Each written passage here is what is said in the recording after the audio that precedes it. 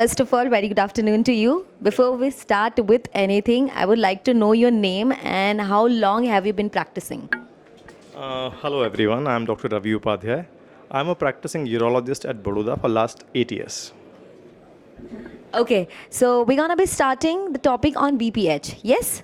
Okay, so let's start with the first question. And first question over to you.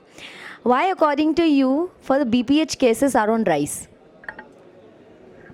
I would not entirely agree with the statement that BPH cases are on rise. It's basically the awareness which is increasing. People used to have the same symptoms earlier also, but now people have become more health conscious. So once they start to know that now symptoms are there, they are more willing to consult with a doctor. Okay, that is true, obviously. Heading towards the next question. Why does it become so important for the condition to be diagnosed in its early stage? First of all, if you are having any problem, you should go for the remedy. If you are going to take timely treatment, you will not be having that much of suffering. And secondly, if you are going to prolong the disease for a long duration, it can have irreversible side effects. Like BPH, initially it has an effect on bladder. And if that condition is not treated timely, it can also involve the kidneys. So by that time, even if you start feeling that now I should get the treatment done, maybe it will become too late and you are not going to get the benefits which you are going to get if you are treated at the proper time.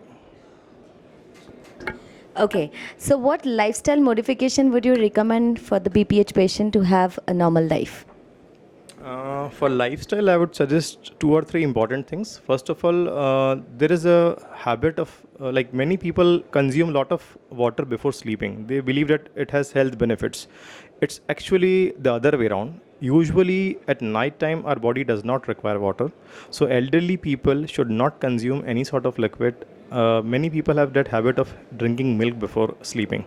So be it milk, water or anything, last 2 hours before sleep, they should not consume any liquid. This is going to improve the quality of life and they will not need to wake up repeatedly for that thing. And also, one more thing, they should take care that once they get up at night, if they are going to consume water again at that point of time, again they are giving more water for their body and kidney needs to filter it out. So last 2 hours before sleep, they should not drink. And even when they get up at night for passing urine once or twice, they should refrain from having any water, irrespective of whether they are feeling thirsty. They should try some other thing. I usually tell them to have some mukhwas or anything. But if you are not going to have too much of liquid, your kidneys will not have to function that much. So it will produce better quality of sleep and definitely reduce frequency of urination. Okay. Last but not the least, what according to you is the best treatment for BPH? It's very difficult to say one thing. It all depends upon the stage of the disease. Irrespective of whatever medicines you are taking or even for the surgical modality, I'll say what is in our hand is lifestyle modification. So as you asked, lifestyle modification, already I mentioned that you should not take too much of liquid, like you should not take any liquid in the last 2 hours.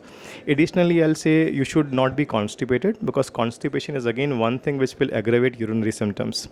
During daytime also, you should try to have some sort of timed voiding. Many people have this bad habit of prolonging for going for urination. Even when they have the sensation, they will mostly just defer it for significant duration, 4 to 6 hours. They are going to just, even if they are having sensation, they are not going to go to the toilet.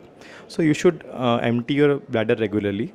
You should take adequate amount of liquid. In the old age, I will not say too much because there are other issues like heart issues and liver issues are also there. So you should take adequate quantity of liquid, not too less, not too excessive. And this is all, I think. Okay. So yes, that's all. Thank you very much for giving your time. Have a great tour ahead. Thank you. It was nice meeting you, sir.